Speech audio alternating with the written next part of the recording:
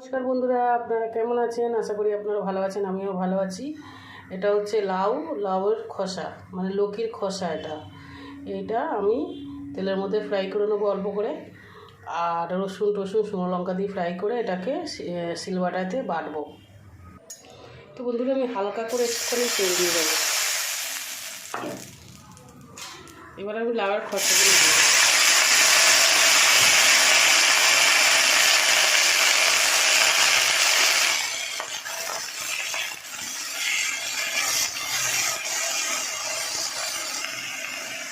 একটুখানি সামান্য নুন দিয়ে দেবো,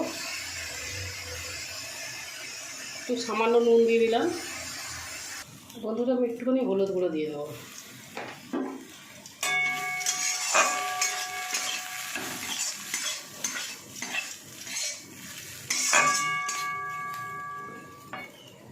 বন্ধুরা, আমার এই লাউয়ের খোসাটা, লাউয়ের ছিলকা আমার ভাজা হয়ে গেছে।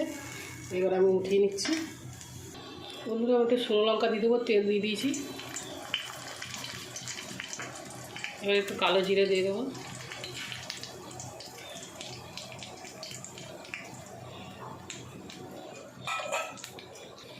বন্ধুরা, এবার একটু আমি রসুন দিয়ে দেবো।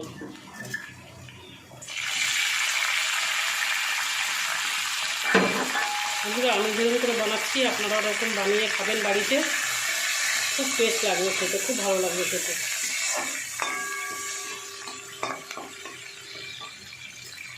বন্ধুরা, আমার শুকনো লঙ্কা আর রসুন কালো জিরে ভাজা হয়ে গেছে।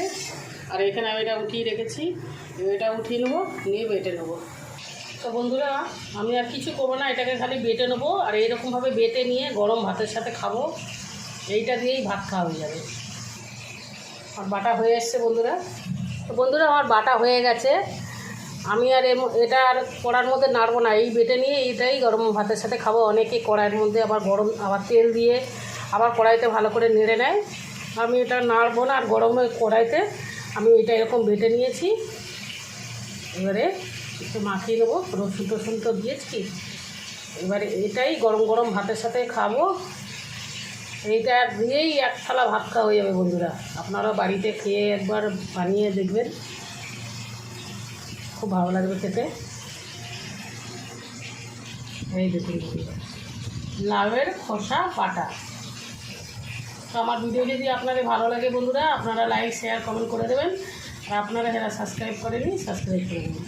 নমস্কার বন্ধুরা।